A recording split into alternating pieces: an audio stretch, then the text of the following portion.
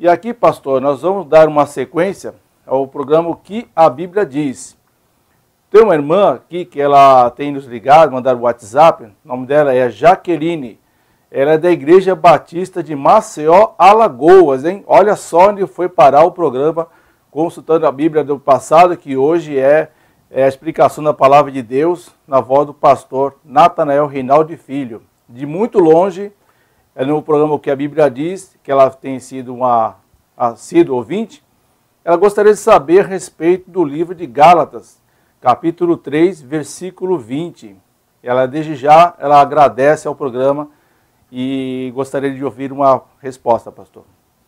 Então, gostaríamos que o irmão lesse também o verso 19 do capítulo 3 de Gálatas, os 19 e o 20. A palavra de Deus que está em Gálatas 3, verso 19 e também verso 20. Logo, para que a lei foi ordenada por causa das transgressões, até que viesse a posteridade a quem a promessa tinha sido feita, e foi posta pelos anjos na mão de um medianeiro. Ora, o medianeiro não é de um só, mas Deus é um. Então, devemos dizer para nosso ouvinte que sempre se faz necessário analisar o versículo dentro do seu contexto. Neste caso, o apóstolo Paulo está comparando e explicando o pacto de Deus com Abraão.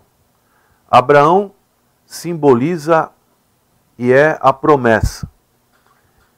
Em Gênesis capítulo 12 diz que em ti serão benditas todas as famílias da terra. E Moisés simboliza a lei. E o verso 19, ele está ligado com o verso 20. Existe uma pergunta que o apóstolo Paulo faz. Logo, para que é a lei? A palavra traduzida lei, no grego, significa nomos. No hebraico, Torá, significa ensino ou instrução. O termo lei pode referir-se aos 10 mandamentos, ao Pentateuco ou a qualquer mandamento no Antigo Testamento. Então o apóstolo Paulo usa dessa palavra lei, que inclui o sistema sacrificial do concerto mosaico.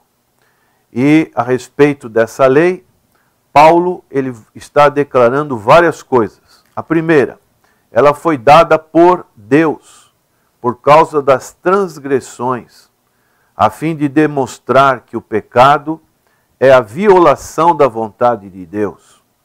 E dessa maneira, com esse intuito, despertar os homens a verem sua necessidade de misericórdia, de graça e de salvação através do Senhor Jesus Cristo. Outra coisa que Paulo também fala a respeito dessa lei, embora o mandamento fosse santo, bom e justo, era inadequado, porque não conseguia transmitir vida espiritual nem força moral. Era algo que a pessoa procurava fazer por si mesmo.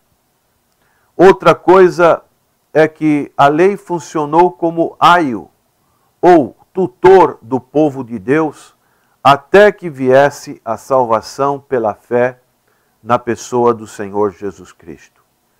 Então a lei revelou a vontade de Deus para o comportamento do seu povo. Ela também proveu sacrifícios de sangue para cobrir os pecados do seu povo. Deus orientava Moisés e Arão para todo um sistema sacrificial.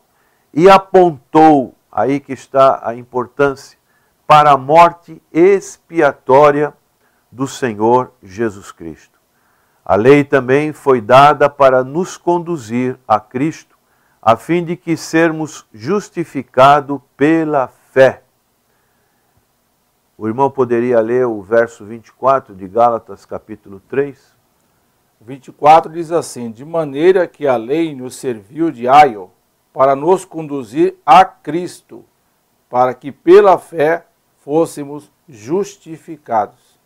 Então, Paulo está dizendo que agora Cristo já veio e finda está a função da lei como supervisora.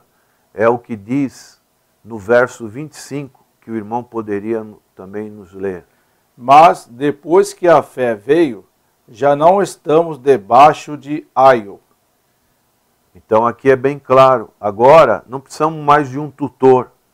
Nós agora temos Cristo.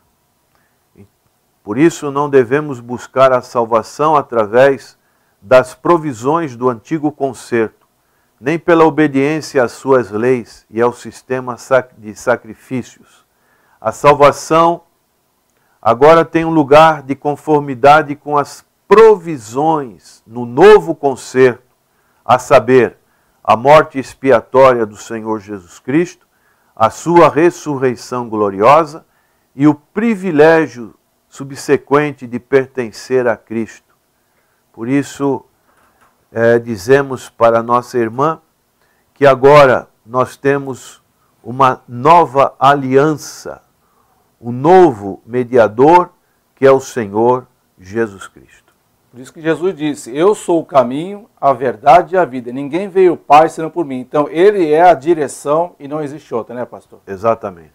Pastor, nós temos aqui o nosso irmão Eduardo. Esse irmão Eduardo, ele sempre manda perguntas aqui pelo telefone 3307-4429. Sempre nos liga.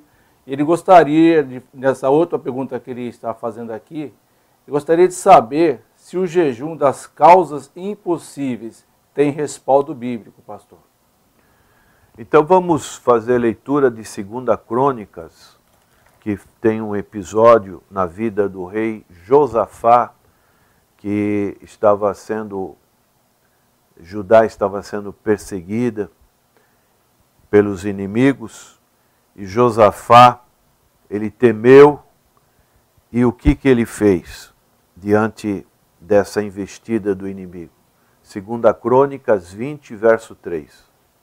2 Crônicas 20, versículo 3 diz assim, então Josafá temeu e pôs-se a buscar o Senhor e apregoou jejum em todo o Judá. Então aqui nós vemos que, em primeiro lugar, houve uma crise na vida do rei. Josafá, diante dessa crise violenta que veio sobre o povo de Judá, Josafá enfrentou essa crise de modo exemplar e começou, em primeiro lugar, a buscar o Senhor em jejum. Depois ele reuniu outras pessoas para orar. O irmão poderia ler o verso 4 agora? Verso 4 diz assim, e Judá se ajuntou para pedir socorro ao Senhor. Também de todas as cidades de Judá vieram para buscarem o Senhor. Então ele reuniu pessoas e ele confessou sua própria incapacidade. Podemos ler o verso 12 também desse capítulo 20 de 2 Crônica. O verso 12 diz assim, ah, Deus nosso, porventura não julgarás? Porque em nós não há força perante esta grande multidão que vem contra nós, e não sabemos nós o que faremos, porém os nossos olhos estão postos em ti. E também ele obedeceu ao Espírito Santo. São tudo uma sequência que nós podemos ver. Podemos ler dos versos 14 a 18 o que Josafá fez.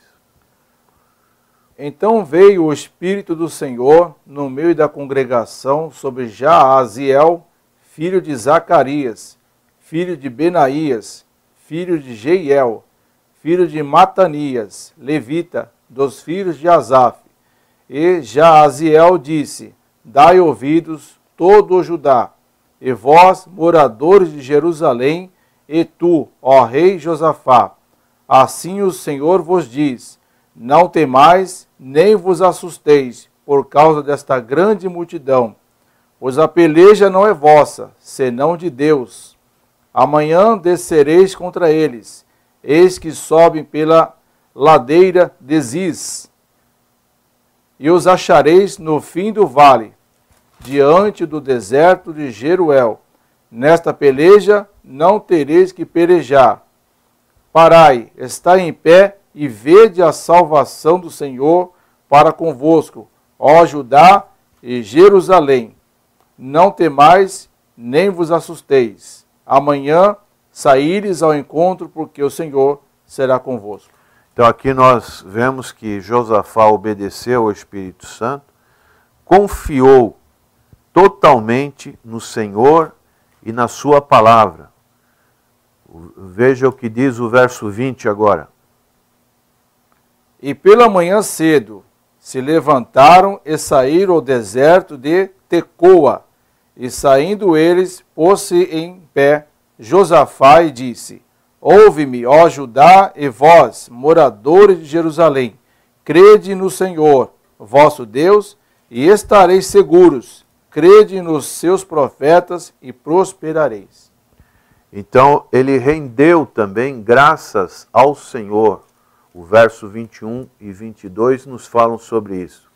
E aconselhou-se com o povo e ordenou cantores para o Senhor que louvassem a majestade santa, saindo diante dos armados e dizendo: Louvai o Senhor, porque a sua benignidade dura para sempre.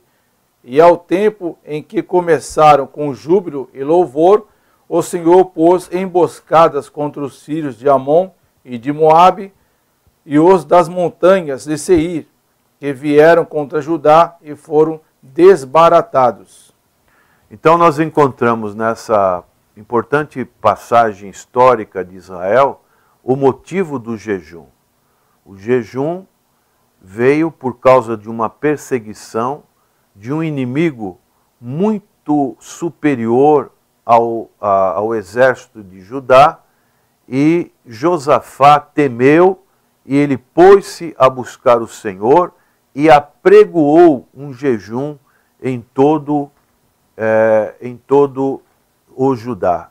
Então nós encontramos que geralmente o jejum ele vem de um processo, de uma situação que podemos dizer é algo só pode haver um socorro da parte de Deus. É o exemplo que nós encontramos também no livro de Jonas, quando Jonas prega ali naquela cidade de Nínive, e em 40 dias, se vocês não se arrependerem, Nínive vai se submergir, e houve um quebrantamento, um perdão, um arrependimento, e o rei de Nínive, ele apregoou um jejum. E também podemos encontrar em outras situações, como Esdras, Neemias, Joel, chamavam o povo para esse tipo de jejum. E nós, nas palavras do Senhor Jesus Cristo, ele disse para os seus discípulos que determinadas castas de demônios só iriam sair com muito jejum e oração. O jejum, ele é bom? Sim. Ele é muito bom para a vida cristã. Nós devemos praticá-lo? Sim. É algo individual, é algo que a pessoa deve fazer para Deus, não para os homens, para dizer que está jejuando. Isso é algo que só deve ser comunicado a Deus, é algo pessoal, cada um de per si deve sentir o desejo, não precisa haver esse chamado aqui como, por exemplo, o jejum das causas impossíveis. O próprio cristão, lendo a palavra de Deus e vendo, como nós tivemos oportunidade de abranger um pouquinho mais esse episódio de 2 Crônicas 20, na vida do rei Josafá, ele vê esse exemplo e ele também passando por um exemplo semelhante de uma situação de perseguição, uma situação de desemprego, uma situação de uma doença, uma situação em que ele precisa da graça de Deus, uma situação de morte. Então são momentos em que nós buscamos mais a Deus. E o jejum faz parte, é um dos ingredientes, assim como a oração, assim como a leitura da palavra, faz parte, como nós abordamos nesse texto de 2 Crônicas 20, de maneiras que devemos sempre ter em mente. Queria que o irmão lesse também 1 Coríntios, capítulo 15, verso 19, o que o apóstolo Paulo fala a respeito das coisas desta vida. 1 Coríntios 15, 19, o que diz o texto? Se esperamos em Cristo só nesta vida, somos os mais miseráveis de todos os homens. Então nós precisamos entender que as coisas que nós buscamos são coisas celestiais, nas regiões celestiais em Cristo Jesus. E não devemos jejuar por outros motivos, sejam motivos às vezes para um preenchimento, eu quero isso, eu quero aquilo. Isso não está correto. O jejum ele tem que ser aplicado na vida espiritual, quando nós precisamos de uma resposta de Deus, de uma intervenção da parte de Deus numa situação em que nós estamos vivendo. Inclusive eu já tive experiências, o pastor já teve muitas experiências também na carreira cristã, que quando você jejua para ser mais ungido, para ser mais usado pelo poder de Deus, a impressão que dá, a gente não quer se exaltar, né? Mas a impressão que dá é que nós estamos muito perto de Deus, como se estivéssemos até no céu. Porque você sente um poder muito grande, Deus te coloca numa posição em que você já pode dizer na mesma hora, se eu morrer agora eu já estou salvo. Se Jesus voltar agora, com certeza eu vou subir. É uma vida espiritual assim, que você às vezes se sente fraco, né? Existem irmãos que não estão mais congregando, ou congregam muito pouco. E esse jejum para você ter uma vida mais espiritual com Deus, ele realmente funciona e é do agrado de Deus que a gente faça isso. É algo que nós devemos praticar regularmente. Sim, é verdade.